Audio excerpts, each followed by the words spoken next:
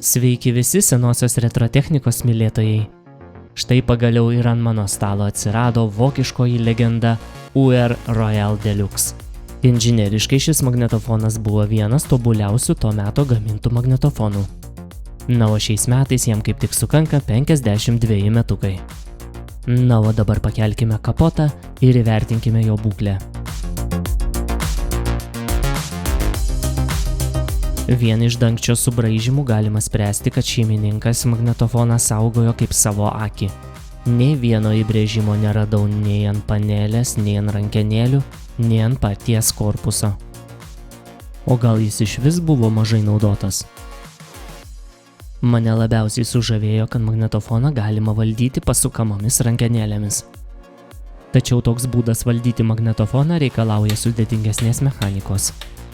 Sudėtingas takelių selektorius ir ištisinis traktas tai dar ne visos funkcijos, kurias atlieka šis aparatas. Savyje jis turi ne tik galinį stiprintuvą, bet ir akustinę sistemą. Tembrų reguliatorius leidžia labai plačiose ribose keisti aukštą ir žemą dažnį. Dabar va taip sukioju ir negaliu patikėti, iš kur tokia kokybė. Tai yra dvigubi potenciometrai, kuriais galima reguliuoti ir balansą tarp kanalų.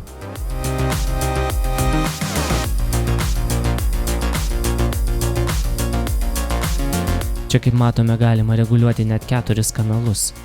Galimai 2 iš jų skirti įrašyti aidą. Čia ko gero mikrofonas persijungia į linijinį įėjimą.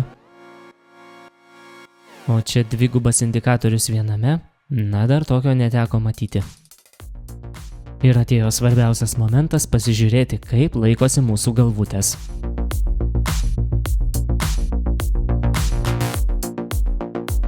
Grynas, kokybiškas, tvirtas aliuminis. Džiaugiuosi tai matydamas. O štai čia dėja džiaugsmas pasibaigė. Šioje vietoje patarlė dovanotam arkliui į dantis nežiūri, net betinka. Čia jau arkliuką reikia vesti burnos higienos į procedūrinį. Tai aš dabar nesupratau, kiek metų reikėjo groti, kad šitaip užsikimštų mechanizmas. Na, jau vieną kartą paklausius tik iš sindromų užkrėstą juostą tikrai taip nepasidaro. Galimai magnetofoną klausė tol, kol viskas susikimšo. Pirmiausia dingo aukštieji dažniai, magnetofonas nustojo įrašinėti, pagalvojo, ai sugedo ir atsikratė. O galvutės išsivalytai į galvutę neatėjo. Dar skelbime rašė, kad magnetofonas yra su defektu, nes neveikia stabdis. Na, man defektas yra, kai įjungi rūksta dūmai, o ne kažkokia gumytė, kurią galima pakeisti. Na, bet grįžtame prie purvo. Taigi per tokius kabutėse pedantus mums labai pasiseka. Kadangi mechanizmas užkištas košė, vadinasi ir galvutės buvo apsaugotos nuo dilimo. Na, o dabar pabandykime įsiaiškinti, kuri galvutė yra. Išorinis azimuto reguliavimo varžtelis išduoda mums, kad tai yra atkūrimo galvutė. Na, o šita galvutė yra skirta įrašymui, nes azimuto varžtas yra paslėptas po dangteliu. Taip pat jinai atsakinga ir už aidą.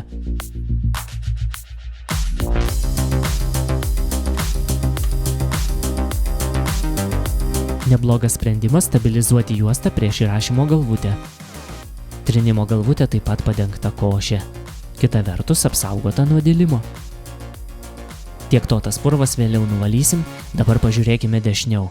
Čia, kaip aš supratau, yra sinchronizacinio signalo galvutė, nes magnetofoną galima buvo jungti prie kino projektoriaus.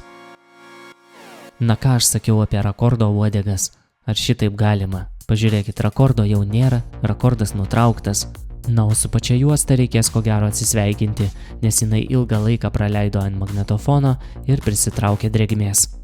Juostos laikymo sąlygos yra maišelis, maišelyje įdėtas popieriaus lapelis ir visa tai su dėžute keliauja vertikaliai į lentyną. Mechanikos apžiūra tęsiasi ir vėl mane stebina gryno aliuminio ričių padėklai savo patvarumu. Taip pat nejaučiu jokio klibėjimo ar išdžiūvusio tepalo. Kaip matome, stabdžiai nestabdo nei vienoje, nei kitoje pusėje.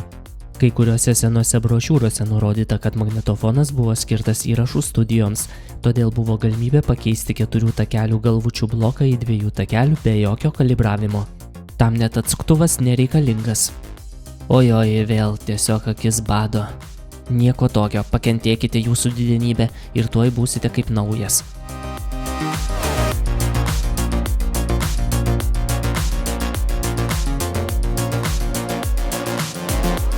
Prie galvučių grįšime vėliau, o dabar kas čia?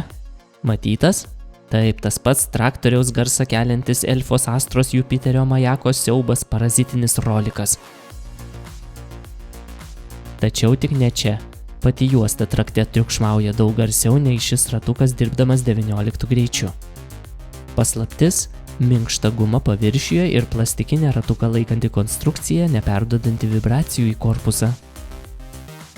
Greičių perjungimo principas toks pat kaip daugumos antros klasės sovietinių magnetofonų. Ir čia jau matau, kur reikėtų tepti.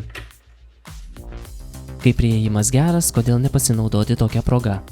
Reikėtų paminėti, kad serviso kataloge nurodomas permanentinis tepalas ir papildomai tepti nereikia, tačiau nepakenks.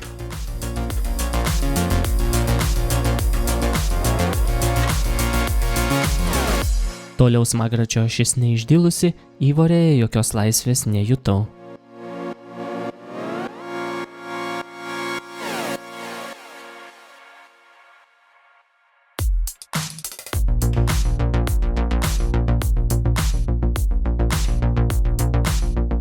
Mechanizmas paslankus, pinch rolleris nedeformuotas ir visiškai lygiagretus bei statmenas smagračiui. Tačiau kodėl paliktas toks tarpas jam judėti, neaišku. Na, o dabar pažiūrėkime, kas slepiasi jo didenybės galinėje sienelėje. Maitinimo laidas paslėptas dėžutėje, kad nepasimestų magnetofoną nešiojant. Juk žinot, kad negalima nepatikrinto aparato jungti į tinklą. Pakentėkim, viskam savas laikas. Iš lipduko matome, kad magnetofonas naudoja net kelias skirtingas įtampas, todėl perjungiklį iš karto pastatykite ant 240 V. Prie magnetofono galima prijungti išorinius garsiakalbius, kino projektorių garsui sinchronizuoti, distancinį elektroniniai pauzai valdyti, galios stiprintuvą, tuo pačiu ir įrašymo šaltinį. Na, o čia linijinis išėjimas. Variklio aušinimo grotelės atrodo švarios. Būtų stebuklas, jeigu viduje rasime švarą.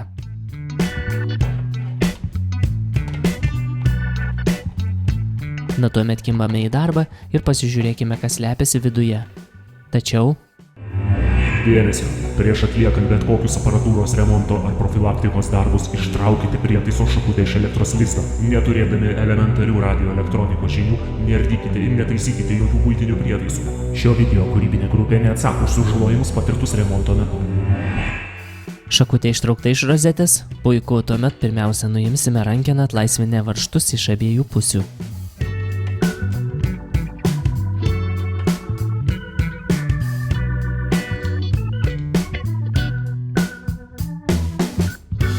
Toliau dideliu minusiniu atsuktuvu užtenka išsukti dar 2 varžtus ir korpusas jau laisvas.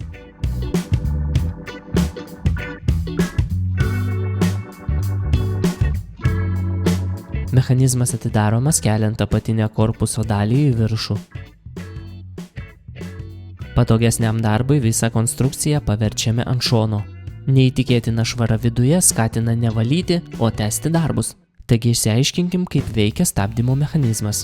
Mechaninis juostos įtempėjas tiesiogiai sujungtas su keraminiu disku ir tokiu būdu prispaudžia viduje esančią sankabą, taip paskirstydamas buksavimo jėgą į aliuminį ritės padėklą.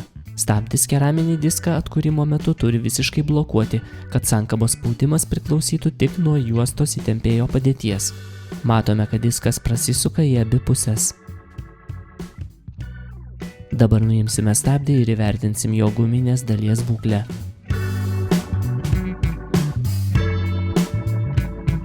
Spiruoklių padėčių neišderinkit. Jei gerai veikia originalas, vadinasi viskas teisingai.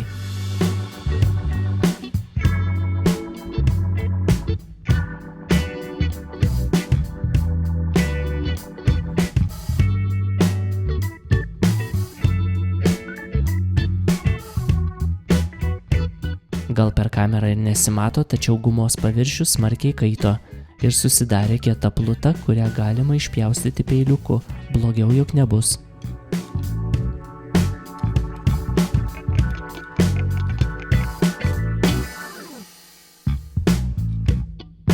Originalus tepalas nesukietėjęs, todėl juo pasinaudosim. Baisu tiesa, tačiau guma tapo vėl elastinga.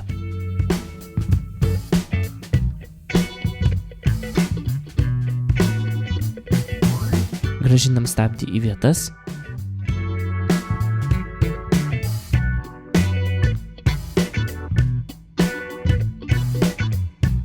Nepamirštam spiruoklės.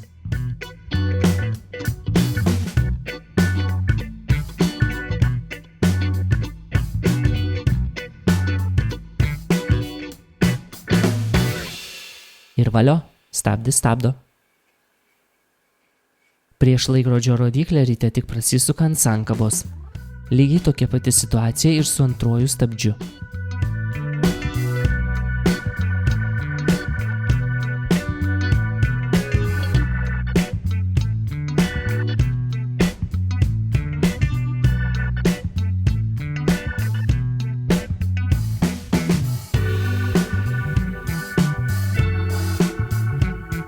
Šioje pusėje gumos paviršius nebuvo perkaitęs, todėl užteks pašlifuoti paviršių ir išplauti spirite.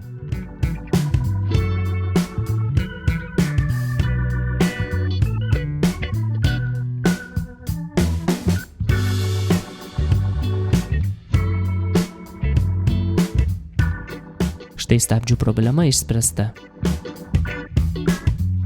Įtampos perjungiklį iš karto nustatau ant 240 V ir peržvelgiu visas galimas gedimų vietas.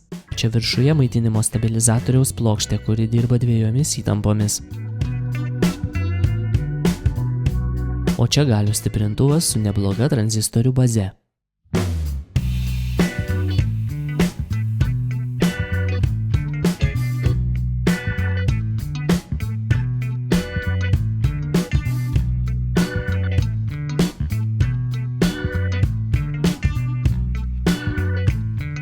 O po varikliu surandame tinklo įtampos komutacinę dėžutę, kurioje po ekranuotų dangteliu slepiasi jungiklis išjungiantis variklį, kada reikalingas tik galios stiprintuvas. O ten gale pagrindinis maitinimo jungiklis.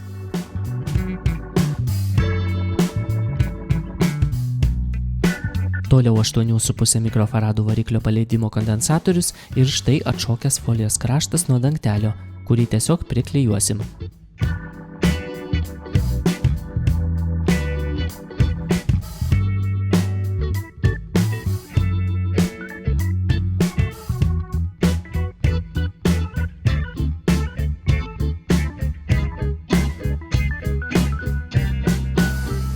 Pagrindinis maitinimo jungiklis valdomas greičių perjungimo rankenėlė.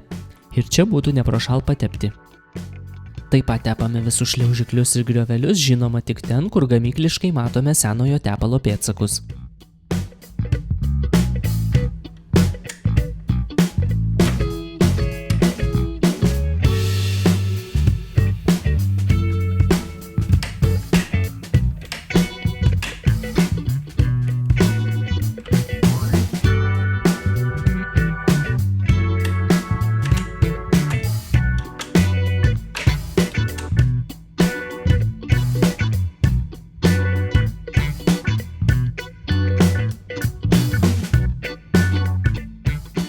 Visų judančių mazgų tepimo nerodysiu, juk mūsų dar laukia elektroninė dalis, kurią pamatysite kitame video.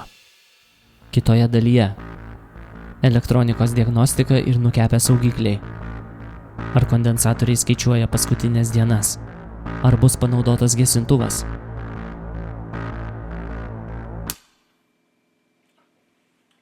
Visa tai ir dar daugiau po 2 savaičių. Ačiū, kad žiūrėjot ir iki.